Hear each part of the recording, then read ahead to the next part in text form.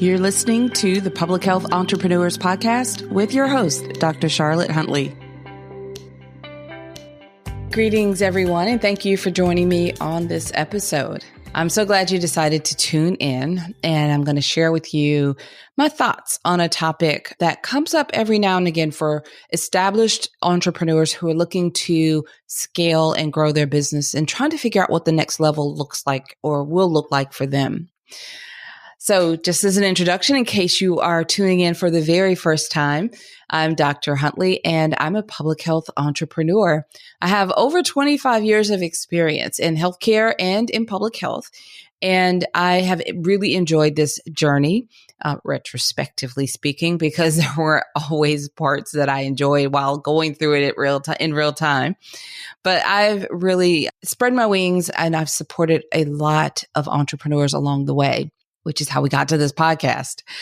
So I'm excited to share with you on this podcast topics that are of interest to public health entrepreneurs at this intersection of public health and entrepreneurship, which doesn't quite seem to go together, but it really does.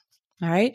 So I'm really focused on thinking about established entrepreneurs at this point. So you may be a consultant and you've been in business for a little while, long enough to have established a few clients. You've generated some revenue. You're probably busy and you're trying to figure out, well, how is this scalable? How do I grow beyond this? And how do I turn this into something that I really want? And that's what I want to talk about just for a few moments with you and share a couple of things for you to consider. First of all, I think that it's worth noting that if you are at that point where you feel a little overwhelmed, that happens quite a bit. You kind of get to a point where you grow, you're busy. At first, you're looking for that first client or that next client. And then you get to that point, you pick up some momentum and you've got some clients and you're really busy and you're trying to do all these things and figure out, what the next steps are. And you're trying to figure out how to turn it into what you want. Sometimes we have our own doubts about, or our misconceptions really, about what the next steps are for us. We'll say, when you start out, you may start out as a solopreneur, you're doing all the things yourself. And you're like, I don't want to bring anybody into my business because I don't know if I can trust anyone. And, you've built it all up. You've got the system, you know what to do. And you're like, I don't know that anyone else would do this the way that I do it. I can't really trust them to show up the way that I show up. And if I turn it over to someone else and they drop the ball, then I'm messed up. I've got to start all the way over. And if any of this is some of the thoughts that have run through your mind, you're not alone. But sometimes people will go through that and they'll put up a block and decide, I'm not going to hire help in my business because I don't want to manage a bunch of people. I don't want to have to trust a bunch of people and people let you down. And I don't know that it'll be done with this level of quality that my clients need. And sometimes those things will have you put up a wall and say no to something that you really have never experienced on the good side. And you haven't fully explored the potential of that. And you're just saying no based on what you think it might be or what you're afraid of. And I'm just encouraging you to be a little bit more open to the possibilities.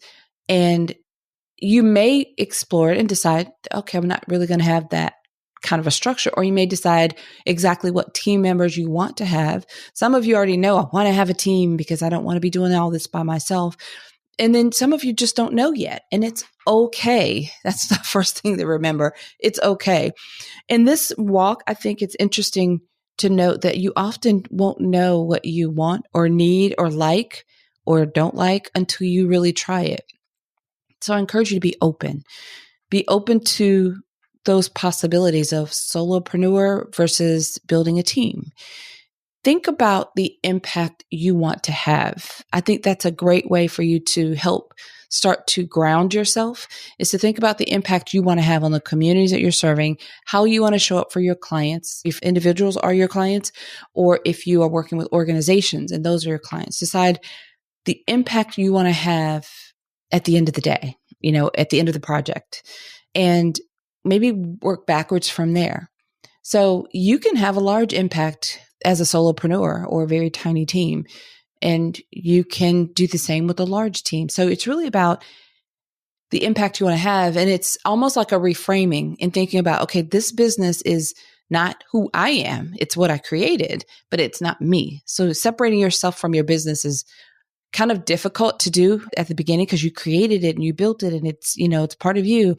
but you need to separate who you are as an individual from your business and the impact your company is having. And then you begin to see that this impact, this vision is bigger than you.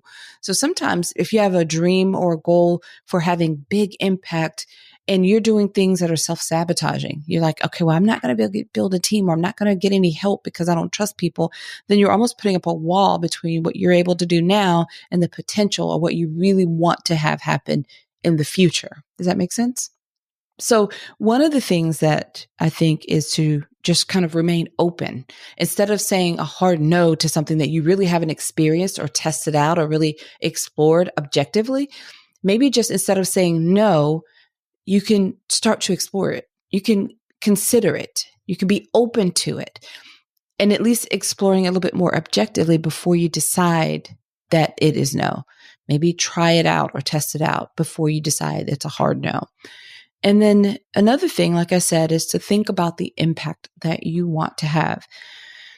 I want to recommend a book that I found. I have a lot of books that I've read or listened to on Audible. I'm a fan of listening to audiobooks, and I listen to a lot of books on Audible.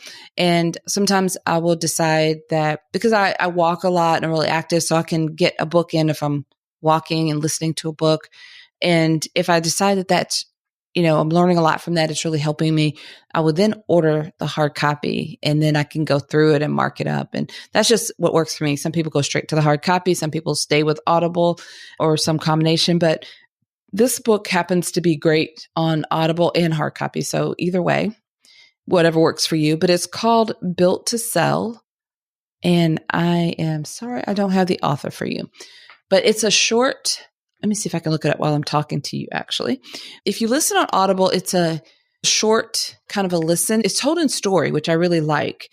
It's the story of how, even though you may not have a plan or desire to sell your business, and that may not even be the objective for you, but then I wasn't thinking about that when I read the book. It is a great book to help you to niche down and to find a focus for how you can scale a business. It's a great story. It's told in a way that you get caught up in the story and you're having a lot of aha moments as you're reading through it or listening through it. And I had a lot of takeaways from it. It has helped me so much in surprising ways, because it helped me to find or to niche down further. And then it has helped me in a different scale, a way of scaling that I didn't really think about initially. So I really highly recommend it for you. I'm still trying to, here it is. Okay, so Built to Sell is by John Warlow. So Warrillow.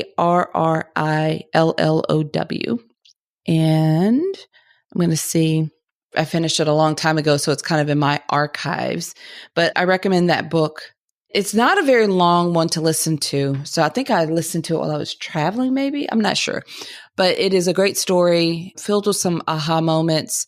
And whether or not you decide you want to sell your business is like a whole separate point.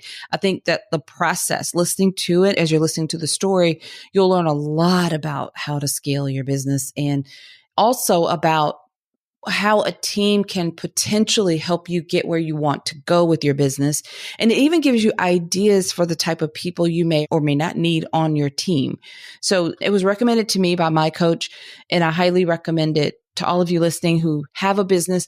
Even if you haven't started yet, it may be helpful as you think about what you want to do.